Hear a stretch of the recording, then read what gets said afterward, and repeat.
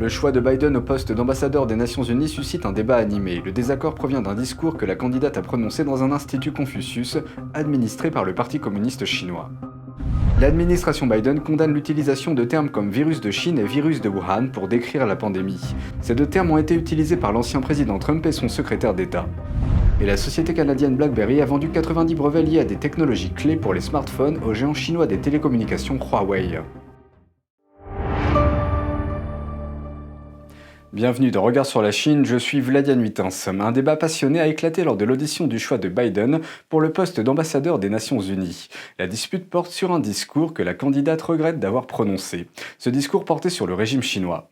And I've expressed my strong regret for having given that particular speech at Savannah University. And if I had it to do all over again, I would not have accepted. L'ancien discours de Linda Thomas-Greenfield dans un institut Confucius administré par le régime est aujourd'hui au centre de l'attention. Elle a visiblement fait l'éloge du Parti communiste chinois ou des projets du PCC en Afrique.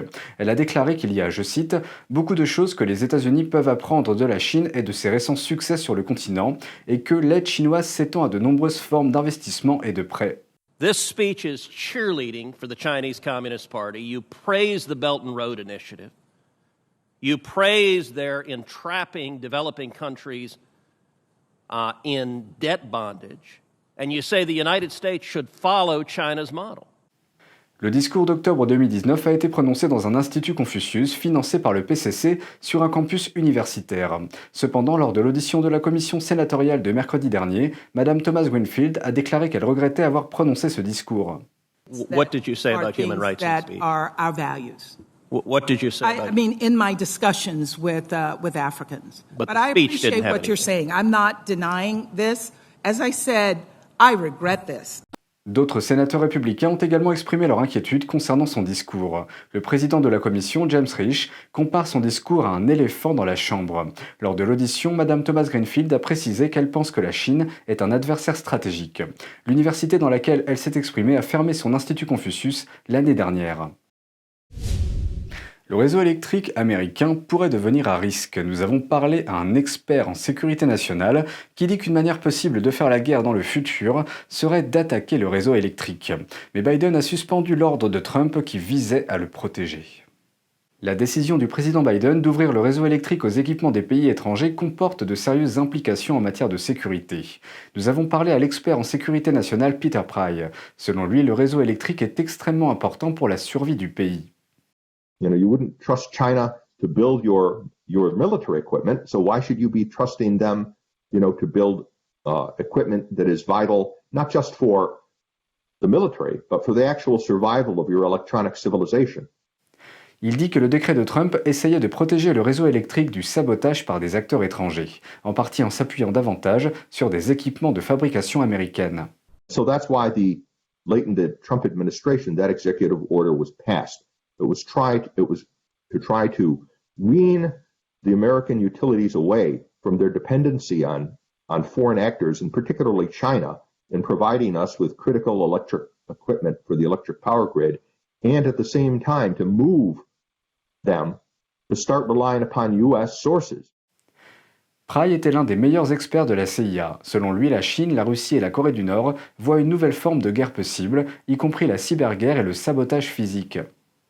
Including things like trying to infiltrate cyberbugs and viruses and logic bombs into the electric grid components that you could just turn on when you've decided to go to war as a means of disabling the electric power grid.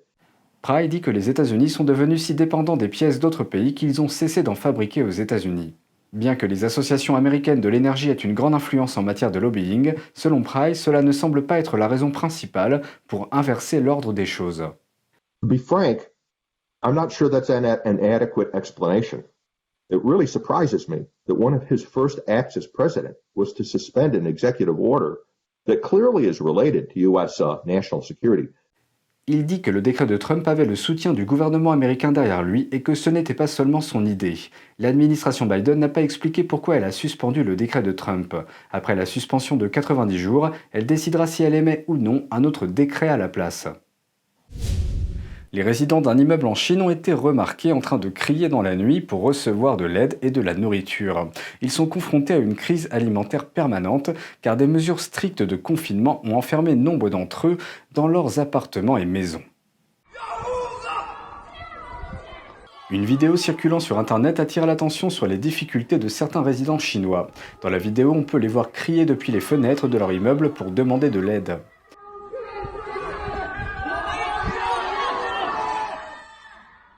Les légendes de la vidéo indiquent que ces résidents sont originaires de Tanghua, une ville du nord-est de la Chine. Elle a fait récemment la une des journaux car les centaines de milliers d'habitants de cette ville sont confrontés à une crise alimentaire. Pourtant, même les supermarchés locaux ne semblent pas manquer de provisions. Les habitants de cette ville sont à court de nourriture parce qu'ils ne peuvent pas sortir pour faire les courses. Les autorités les ont mis sous quarantaine après avoir été informés de l'apparition de cas de virus du PCC.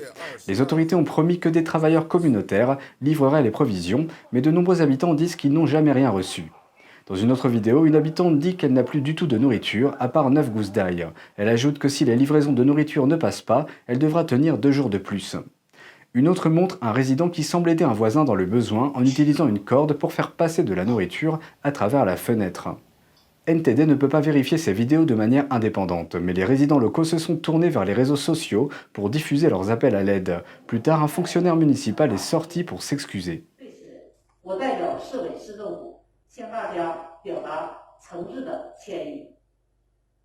Elle a déclaré que les autorités locales ont missionné plus de 800 bénévoles pour livrer les provisions. Mais l'aide ne sera peut-être pas suffisante. Certains ont publié des vidéos des livraisons de nourriture, tandis que d'autres ont écrit en ligne que tous les ménages n'ont pas reçu les provisions promises. Une personne a écrit « Hier, l'adjoint au maire s'est excusé auprès des habitants lors d'une conférence de presse. Cependant, il a ajouté que les habitants n'ont pas besoin d'excuses, ils ont juste besoin de nourriture. » Il dit que son quartier compte 5000 ménages, mais que seuls 200 d'entre eux ont reçu la nourriture. Un rapport similaire est venu d'un autre résident qui a partagé une photo de leur livraison de nourriture. Cette personne a souligné que ce sac de légumes était censé durer 5 jours et a noté que sa communauté comptait 3000 ménages, mais que seulement 200 d'entre eux avaient reçu de la nourriture. Passons maintenant au terme virus du PCC. Dans notre programme, nous utilisons ce terme depuis environ 1 an pour désigner le coronavirus. Dans les premiers temps, nous avons expliqué pourquoi nous avons choisi ce terme. Mais certains téléspectateurs qui ont récemment commencé à regarder notre programme se demandent pourquoi. Virus du PCC est l'abréviation de virus du Parti communiste chinois. Ce nom est utilisé pour tenir le Parti communiste chinois, ou PCC, responsable de la situation. Sa dissimulation et sa mauvaise gestion de l'épidémie de Wuhan ont permis au virus de se changer en une pandémie mondiale. Il a infecté des millions de personnes dans le monde entier, y compris plusieurs dirigeants. En Chine, les responsables communistes ont appris l'existence du virus au moins au début du mois de décembre, mais ont caché l'information pendant des semaines. De plus, ils ont également puni les médecins qui ont tenté d'avertir d'autres personnes, dont Li Wenliang. Li est mort plus tard des suites du virus. Le PCC a également arrêté des journalistes citoyens pour avoir couvert l'épidémie et a fermé le laboratoire de Shanghai qui a publié la première séquence du génome du virus au monde. La séquence du génome est cruciale pour le développement de kits de test pour le virus. Et ce n'est pas seulement une question de dissimulation. Le PCC a ensuite essayé de rejeter la faute sur les autres en affirmant que le virus provenait des États-Unis et de l'Italie. Le fait d'appeler le virus du PCC rappelle aux gens sa véritable origine. Il établit également une distinction claire entre le régime communiste chinois et le peuple chinois, qui est également victime de la dissimulation du régime. L'entreprise technologique canadienne BlackBerry a récemment vendu 90 brevets au géant chinois des télécommunications Huawei. Les brevets couvrent des technologies clés pour les smartphones, notamment celles liées aux demandes de contrôle d'accès sur un appareil de communication, aux données GPS et à d'autres technologies de transfert de données. Les médias canadiens ont rapporté que BlackBerry tente de se décharger de la plupart de sa propriété intellectuelle et de recentrer l'entreprise. Les États-Unis et l'Australie ont interdit à Huawei d'accéder à leur réseau 5G. Ils craignent que le régime chinois n'utilise la société pour des opérations d'espionnage. Les États-Unis ont également accusé Huawei de traiter illégalement avec l'Iran. Le Canada n'a pas suivi les mesures prises par ses alliés à l'encontre de Huawei. BlackBerry a déjà généré de l'argent à travers des sociétés qui utilisent ses propriétés intellectuelles. Un expert a déclaré aux médias canadiens qu'il craignait que Huawei n'utilise désormais ses brevets canadiens obtenus pour poursuivre des entreprises sur le marché mondial. Il affirme que le Canada aurait dû prendre plus au sérieux sa propriété et la conservation des droits de propriété intellectuelle. Pour éviter la censure de YouTube, vous pouvez vous rendre dès maintenant sur notre site internet et vous inscrire à la newsletter pour pouvoir recevoir toutes les informations et continuer à nous suivre sur la toile. Par ailleurs, vous pouvez également nous retrouver sur les plateformes Odyssey et Rumble. Vous retrouverez les liens vers ces plateformes en bas de la description de cette vidéo. C'est tout pour aujourd'hui, merci d'avoir suivi Regard sur la Chine, on se retrouve lundi pour une nouvelle émission, très bonne soirée et à bientôt.